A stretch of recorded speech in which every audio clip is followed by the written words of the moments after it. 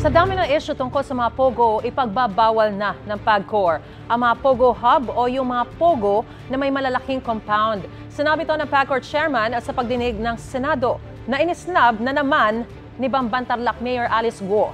Kaya ipinakontempt na siya. Ayun ang balita si Mav Gonzalez. Tulad ng binanggit ni suspended Bamban Mayor Alice Guo sa isinumiting excuse letter, absent nga sa pagdinig ng Senado ang alkalde.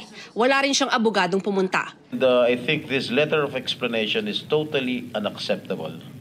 Therefore, I would like to move that we issue a warrant of arrest against Mayor Guo for her to attend the next hearing. Kay Guo Huaping, alias Alice Guo, aarestuhin namin kayo at dadalo kayo sa susunod na hearing.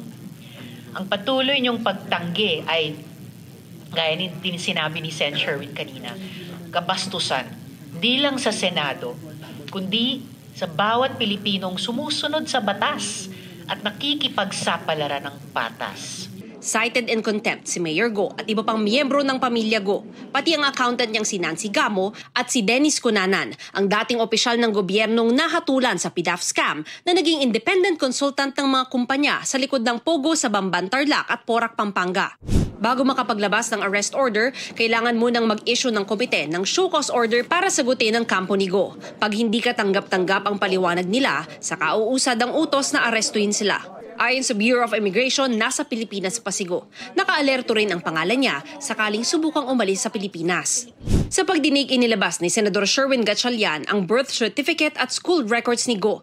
Sa isinumite raw niyang birth certificate sa paaralan, nakasaad na ang Chinese national na si Wen Yilin ang nanay niya. Si Guo Huaping o si Alice Guo hindi lumaki sa farm. Hindi rin siya homeschooled.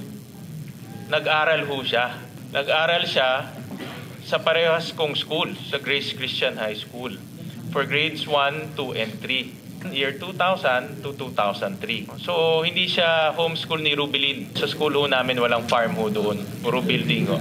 Iprinisenta rin ng NBI ang fingerprint examination nila kay Guo at Chinese national na si Guo Huaping. Sure po tayo ngayon na si Alice Guo po at si Guo Huaping ay isang tao lamang po. Si Wesley Guo at si Guo Xiang Dian ay isang tao lang po. Nadiskubre rin umano ng NBI na ang isa pang kapatid ni Mayor Guo na si Sheila Guo may kapangalan din. Sa ating pagkukumpara ay lumalabas po na iba rin ang larawan nito kaysa doon po sa Sheila Guo na sinasabing kapatid. Ang pangalawang Sheila Leal Guo, pareho ng address ng pangalawang Alice Leal Guo.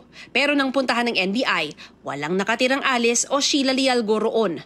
Sabi ng abogado ni Mayor Guo, hindi nagtatago ang kanyang kliyente. Sakaling magpalabas daw ng order of arrest ang Senado, pwede silang mag-file ng motion para ma-lift o maalis ang order. Naman niya naman kaya siya kinokontempt kasi kailangan niya magsalita doon. Pagka naman nag-appear siya doon, nagsalita, madali naman natin ipalis yung mga warrant na gano'n. Dumulog sa Korte Suprema ang kampo ng alkalde para hilingin patigilin na ang Senado sa pag-iimbita kay Guo bilang resource person. Humiling din siya ng Extremely Urgent Temporary Restraining Order o TRO para hindi maipatupad ang subpoena ad testificandum na nagre-require kay Guo na dumalo. Katwiran ng kampo ni Guo, grave abuse of discretion amounting to lack or excess of jurisdiction daw ito. Matapos din daw dumalo sa Senate hearing, naging target ng online ridicule and humiliation si Guo at tinawag na Chinese spy at naakusahan ng paggawa ng krimen. Dami niya ng kasong sinampas sa kanya, so yung kanyang constitutional rights self-incrimination, nakataya na doon. Pangatlo, marami ng breach of privacy ng buhay niya na naisa publiko na dapat hindi. So, hingi kami ng tulong sa Supreme Court na ma-excuses sa ganyang mga hearings. Paglilinaw pa ng abogado ng alkalde, tanging si Guo lang ang kliyente nila at hindi kasama ang kanyang mga kaanak. Humarap din sa pagdinig ng Senado si PAGCOR Chairman Alejandro Tenco. Aniya, nakipag-appointment sa kanya noong July 2023 si dating Secretary Harry Roque. Kasama nito si Cassandra Ong ng Lucky South 99 Pogo na niloko umano sa pera at umabot sa $250 milyong ang hindi nababayaran sa PAGCOR. Noong panahong yon, may lisensya sa PAGCOR ang Lucky South 99 pero kalaunay ni-raid sa Porac, Pampanga. Sabi din po, baka din daw pwedeng payment over time. yung arrears dahil nga naloko sila ni Ginoong Dennis Cunanan. Pagkatapos po noon, wala naman pong pakikipag-usap sa akin na si Attorney Harry Roque. Hindi po naman niya ako pressure. Kumbaga bilang abogado siguro, bilang kliyente niya, nagpa-facilitate lang at nakikiusap po siya. So, wala akong senaryo na ng braso siya? Wala po. So, si Attorney Roque, ginagampanan lang niya yung trabaho niya bilang abogado? Maaari pong ganun dahil siya po ay nagsabing gusto niyang tulungan. Siya ay abogado nga ni Binibining Cassandra Ong. Mariin namang itinanggi ni Roque na abogado siya ng Lucky South 99 o anumang illegal na pogo.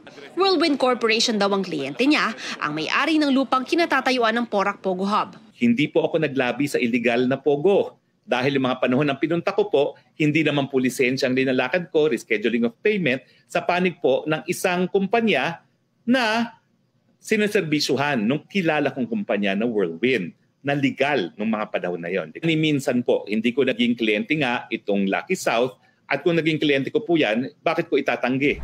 Ayon naman sa abogado ni Cunanan, hindi niya natanggap ang sabina kaya hindi nakarating sa pagdinig. Makikipagtulungan din daw sila sa investigasyon ng Senado. Sa gitna ng mga issue sa Pogo, sinabi ng PAGCOR chief na ipagbabawal na nila ang mga Pogo Hub. In the meantime, that wala pa namang order ng closure, this early, I can inform everybody that we will not allow any hub existing or going to be applied for. We will not approve it anymore because we want to be site-specific and building-specific. Ito ang unang balita. Mav Gonzalez para sa GMA Integrated News. Mga kapuso, para una ka sa mga balita, mag-subscribe sa GMA Integrated News sa YouTube. Sa mga kapuso abroad, subaybayan niyo po kami sa GMA Pinoy TV at sa www.gmanews.tv.